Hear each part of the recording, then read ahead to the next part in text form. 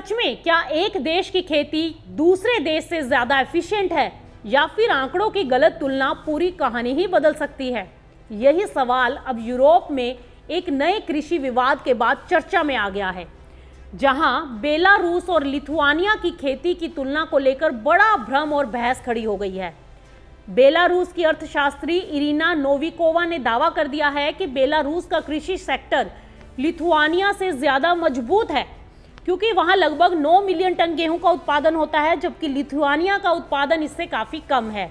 लेकिन इसी बयान के बाद पूरी बहस पलट गई, क्योंकि सामने आया है कि जिन आंकड़ों की तुलना की जा रही थी वो एक कैटेगरी के थे ही नहीं। असल में बेलारूस का 9 मिलियन टन का आंकड़ा सिर्फ गेहूं का नहीं, बल्कि सभी अनाज और दालों का कुल उत्पादन है, जबकि लिथुआनिया का आंकड़ा केवल गेहूं उत्पादन से जुड़ा था। यही वजह है कि तुलना गलत साबित हो गई और जानकारों ने इस पर सवाल उठा दिए। जब दोनों देशों के सही और समान आधार वाले आंकड़ों को देखा गया तो तस्वीर ही बदल गई। लिथुआनिया की प्रति हेक्टेयर उत्पादकता और कुल अनाज उत्पादन उसकी छोटी खेती योग्य जमीन के बावजूद काफी मजबूत नजर आया। और इस पूरे मामले ने एक बार फिर यह सवाल खड़ा कर दिया कि जब एक आंकड़ों की सही कैटेगरी और सही तुलना नहीं की जाएगी, तब तक किसी भी देश की कृषि ताकत पर निष्कर्ष निकालना मुश्किल है।